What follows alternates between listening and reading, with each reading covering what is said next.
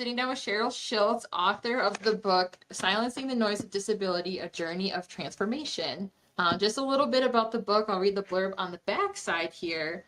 One day normal, the next disabled. Cheryl Schiltz tells her story of being introduced to disability. This is a true story of her journey to peer acceptance of the changes in her life. She shares her passage from a silent world to one of constant fear. Her life as she knew it had disappeared. It became a continuous fight between psychological and physical change. Noise. From her childhood, you'll find yourself traveling with her as she discovers the power to gain control. She shares her story openly, honestly, raw, and sensitive. Now she says her introduction to disability became the best thing that ever happened to me. Welcome, Cheryl. Hey, absolutely. Well, people ask me about that. What do you mean it was the best thing that ever happened to you? And, I think I wasn't really in tune with how much power I had and how much power we all have over our life. And when this actually happened to me, it was, definitely traumatic and such for years. But then what I remembered is that, I have a lot of power from my previous life. And I got to thinking about that and where I was introduced to my disability, I still had everything, pardon me, everything that I had learned, experienced, every single thing with me. So how can I use that to move on? So I incorporated that with, okay, how do I manage this? How do I manage this? Well, how did I manage it before? And, if there's some things that turned out I couldn't do, I just tried to find a different way to do it. And if I still couldn't find it, I just decided to rejoice in the fact that I did have that experience and it'll always be with me in my memories. So it's kind of okay, this is crappy. And then at the same time, it's actually great. Yeah. So, can you talk a little bit about the disability, like the turning point when you were introduced to your disability, as you put it?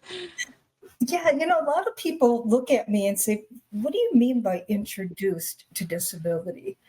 And I mean, because really, seriously, would you want to be introduced? And what I thought about it's like other people when you meet someone and it's a new time, very first time you meet them, you walk up, shake their hand, you get to know them. Maybe it's somebody that has the same interests that you do and you become friends with it.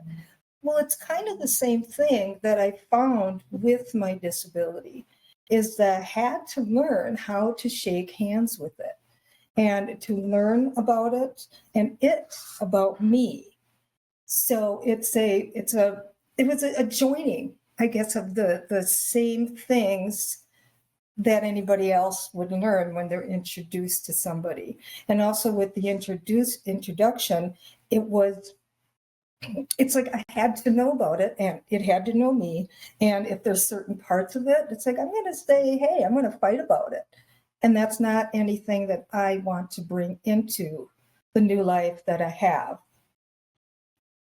Yeah, you had a section in here kind of talking about being introduced to it, how you had personified it as the beast, and you're talking about like, okay, not today, I'm here, I'm in control, I'm the one that gets to call the shots, and I thought that was a cool way to take a look at it, Yeah, it's because I had always been really independent and, in control of my life prior to this. And then what I refer to the beast is that it wanted to take control of me.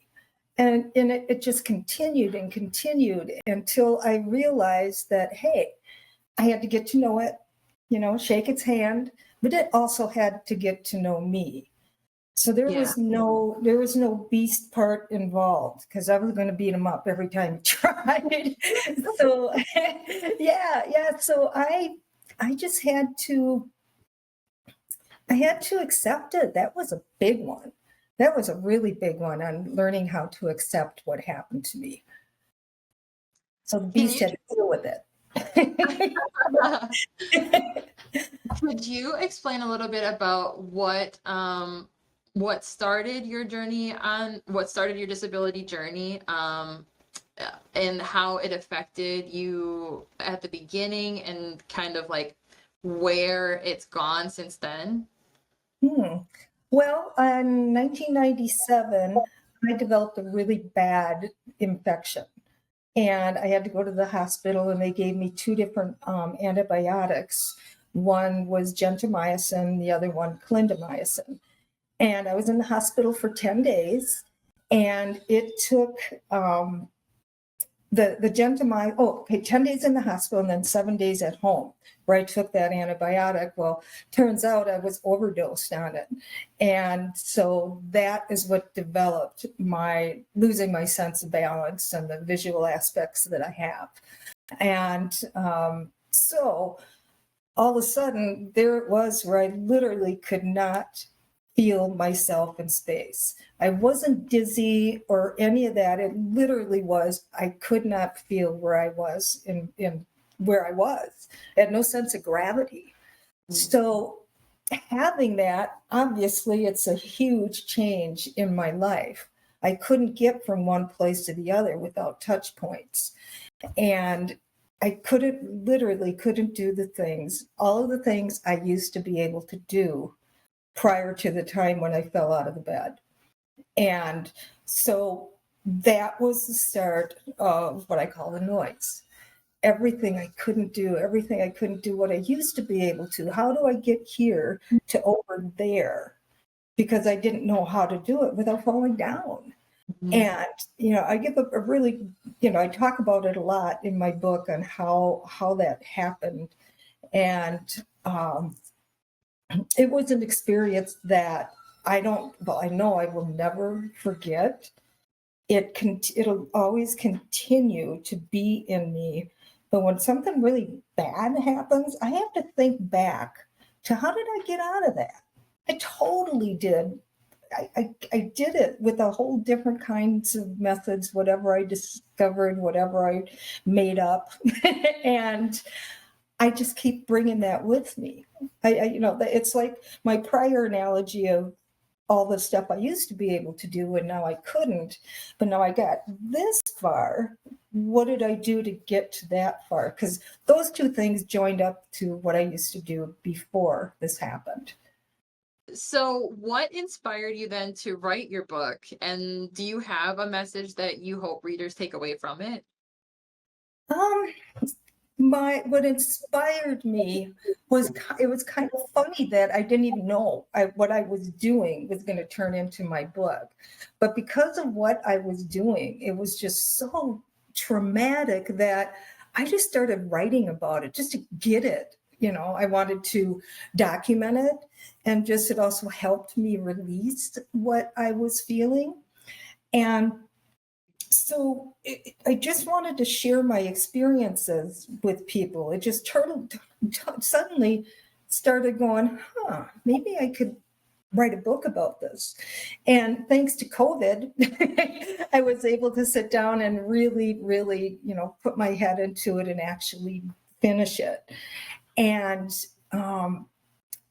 what I was hoping for is that I guess if there's any glimmer of hope that I could give somebody, that they could possibly do it. What can I offer them in the book about different ways, reading about my experiences and knowing about their experiences. I may not know it intimately, or, I don't know these people, but really, it's like if I can help one person, I will have accomplished what I wanted to do. So I guess it's funny because it's here I had it, didn't really have any idea I was going to write a book. And then all of a sudden it's like, I could write a book. so so I did it. And it was really, really healing for me. There were times when I was writing it that I just sobbed. I could just feel it. I could still feel it, see it, smell it. It's like I'm touching it. It's still so traumatic to me. It's not that has gone away, but I it's okay. It's okay. I learned a lot from it, and it's like I said, it turns out to be the best thing that ever happened to me because I did this and I'm able to talk to different people. I've met some incredibly cool people, a lot of them from ATI actually. And yeah. So that's, and writing it was like reliving my experiences, which I said, that I hope someone could read and maybe it'll help them. Who knows? I hope so. I think so. You wrote it in a way that is at the same time like very specific to your experience, but it's written in a way that like I feel like anybody who's had like some form of like some experience with disability in general can relate to it and like pull out pieces that are like, oh yeah, like that's exactly how I felt or that's exactly what I've gone through. So it's cool to read through like some of the things that you shared. Like, I don't want to give away too much. I don't want to give away too much of the book, but just experience that you had in your life where I think people could definitely point to and go, yes, I've had that same thing happen to me. Yeah, good, good. Can you, oh, you've already kind of touched on this, so let me skip that one. Um, this one's kind of a very broad one, maybe not specifically related to your book, but in general, what are some of the most significant challenges faced by individuals with disabilities today? And what do you Mhm. think might be like some strategies to cope Oh with my or to address them? goodness. It's a huge question. Wow. It is, where is it? I actually kind of wrote about that. And so the significant changes faced by individuals, is that what we want to Yeah, talk about? so yeah, significant challenges or changes. Well, what I believe that I myself experienced, that the significant challenges faced by individuals with a disability is how society has never learned that disability is part of society. And, we have the same wants, we have the same needs, we have the same dreams that everyone else has. And we impact what everyone wants. We fight for changes so that society gets this. And we have to fight for everything we need. We have to go in and advocate for this or to that. And it's the same stuff everybody else, to the person we're advocating to. They have the same things wanting as we do. So why does that happen? Why do we have to do that when we are part of the society? We may look different, we might have different things going on, maybe not able to take advantage of certain things because we can't get it, we can't afford it, it's not offered to us. And Mhm. who's to say that we can't do the same things that everybody else does? We're part of society. We should be able to do whatever we want to do. So, you know, society just needs to know that we're also the face of it. Now, don't get me going on this because this really gets my fire lit because I don't understand it. It makes me very angry. I know that other people believe that other people feel the same thing. We go up to the Capitol and you know, go and talk about our situations and such. And it's like, okay, they listen to us. It's like, I think I would like to go in there, stand up on the table and give them the what for and say, okay, let's switch places, try my shoes on and see what it feels like. So that's what I think are really big challenges that people with disabilities have. I may be wrong, everybody is different, but Yeah. I really think that that needs to change Yeah. somehow. That was a huge one. I appreciate that. What advice would you give somebody who's struggling to embrace their disability and maybe find their own path? Do you have any advice for somebody in that position? um, I think this happened to me is that one piece of advice as I offer is to accept your disability. As hard as that sounds, as difficult that is, it's it's now a part of your life. There's nothing you can do to change it. There's a lot of what if questions. There's no answer to it. You can't answer what if and why. Why did this happen?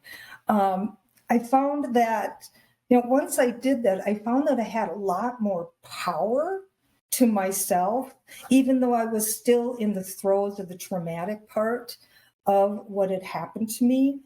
Um, but once I accepted it, I found that I could make my life the way I wanted it. I could design it the way I wanted. I could build my house. I could do whatever it is that my desire was, disability or not.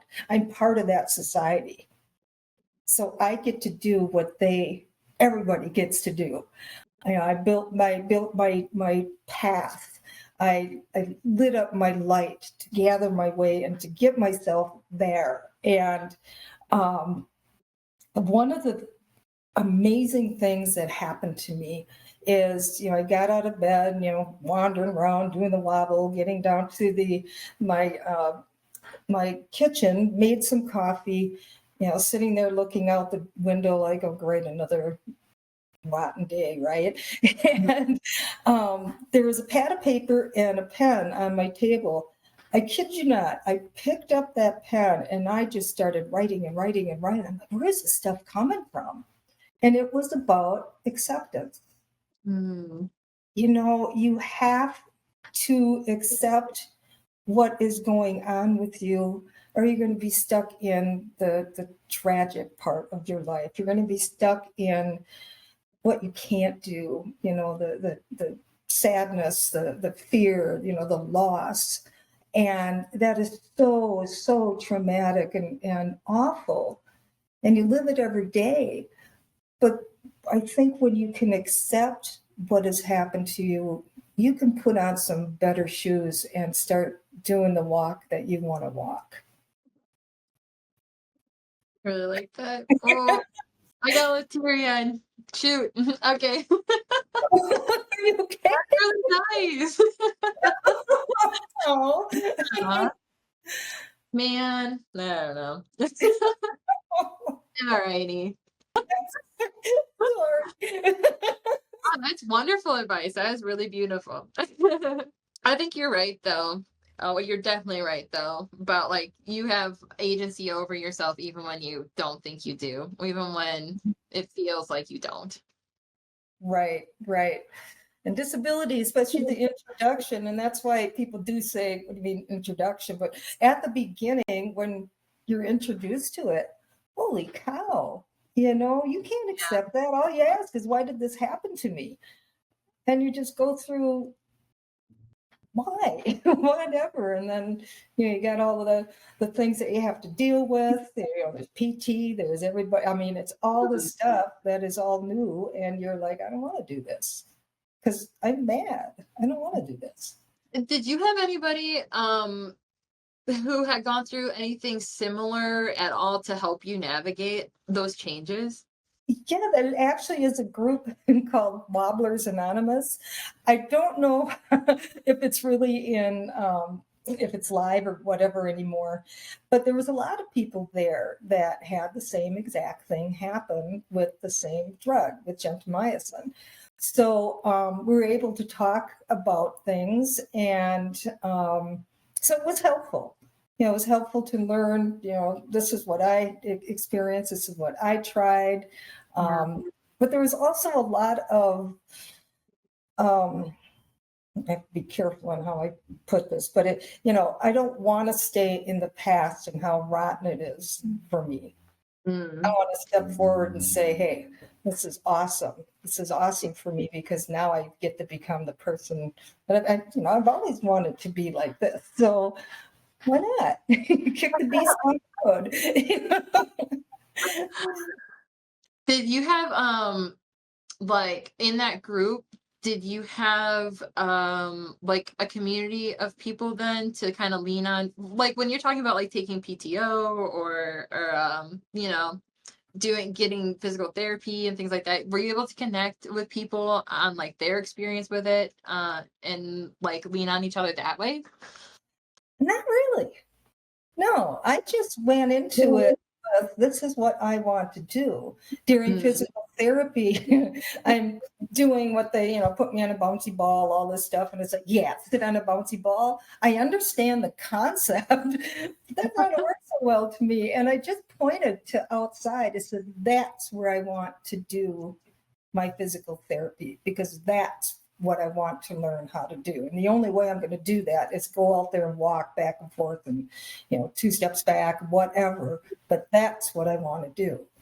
And of course, physical therapy, you know how they say, is going to get you to get there. But, I think it's just, I have to attribute my attitude, I guess, to my mom. She was as tenacious could be.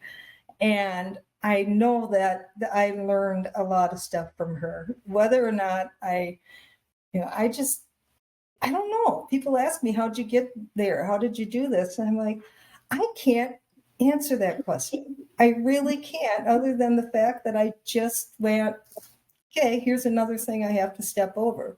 Then I had my cane to do it. Yeah.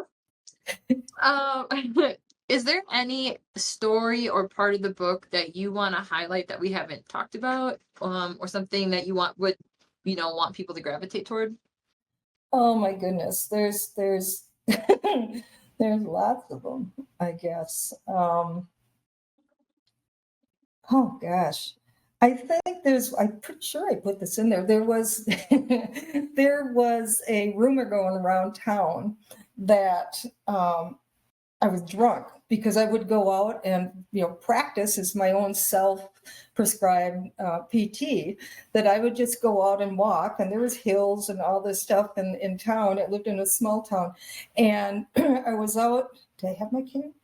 I don't think I used my cane, but there I am walking on the sidewalk, and of course, I'm taking this step, and I'm, 2 steps forward, 3 steps back, and just wobbling all over. So yeah, the rumor around town is, you see Cheryl today? I think she was drunk as ever.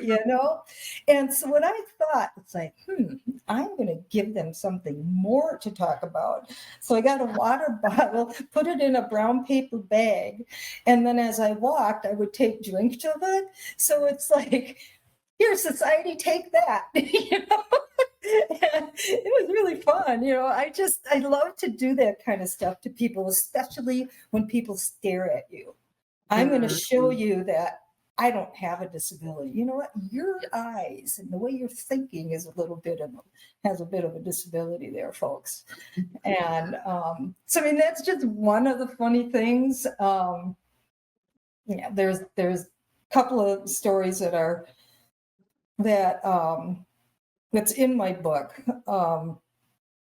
that was really, really impactful. It was at that particular time, just when that happened, that I realized I was no longer the person I was.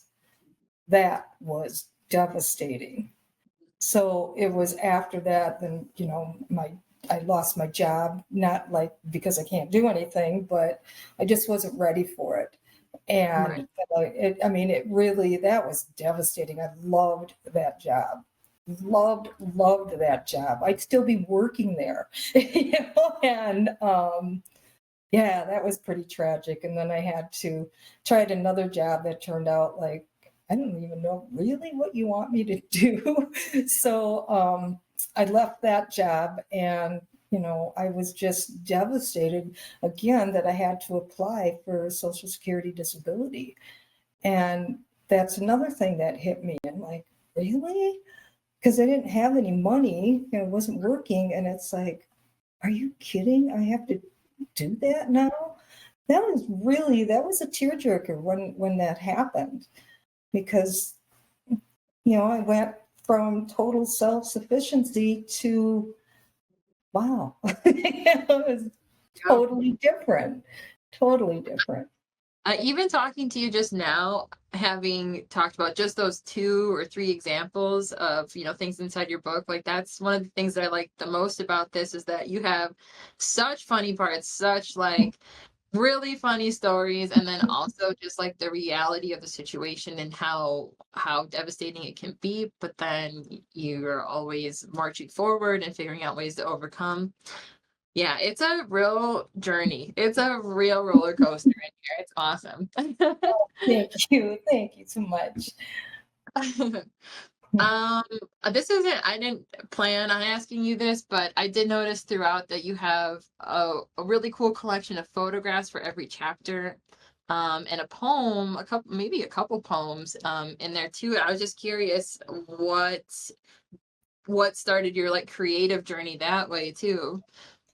Well, the majority of the photos were taken by my friends.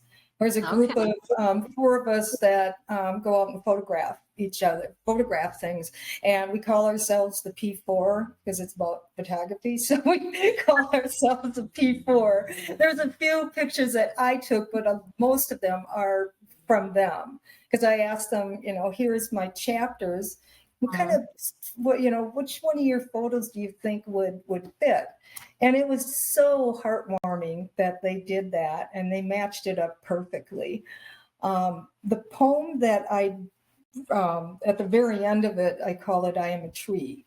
And it starts out, you know, you're a root. And so I don't want to give that away either, but that is something that really depicts where I went, from the root to the leaves. And yeah, there were a couple other poems that I did do, but and just some, quoting some other people.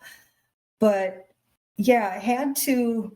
And my thing was like another thing I wanted to accomplish with my book is that you can still do these cool things, and just to be able to explain what I'm doing and insert the humor and then the traumatic parts.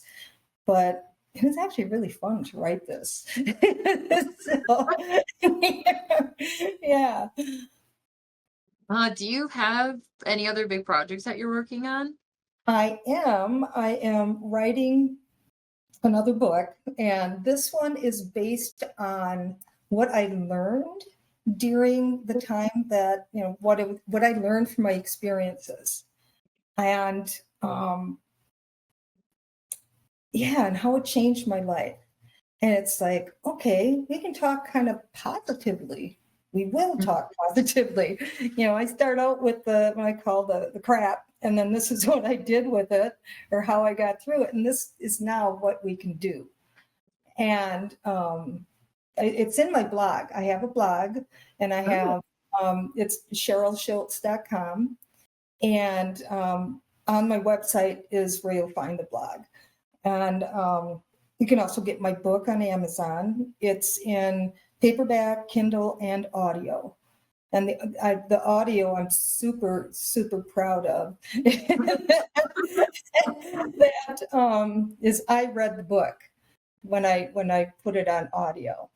So oh, very yeah, cool. nobody else could do it. I just don't think anybody else could do it. And so yeah, I'm doing that and doing some book readings and signings.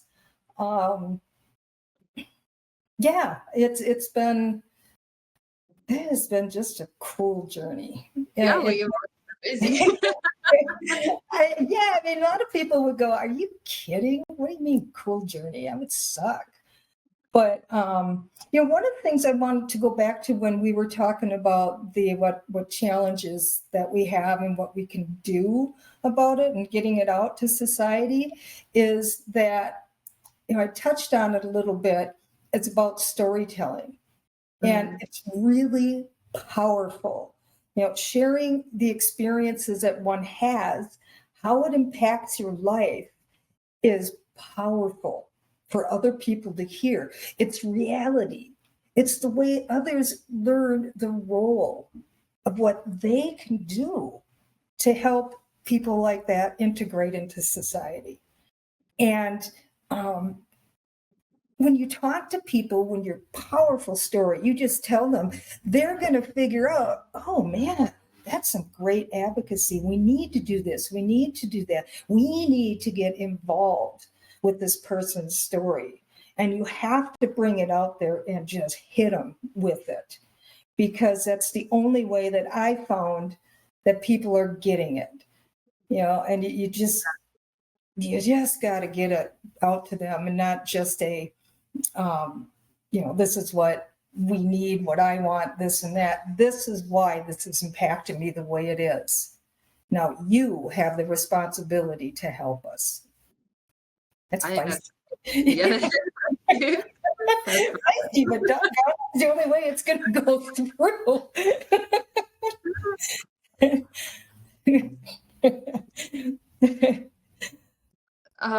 Awesome. I think that's perfect. Is there anything else that I missed that you wanted to mention? Gosh, I think, what did I add? What I wrote it down here somewhere. Oh my goodness. I think be strong and don't let anyone stand in your way. Do things on your own terms and accept yourself as who you are. And most of all, let that beautiful light you have in yourself and just let it shine. Be strong.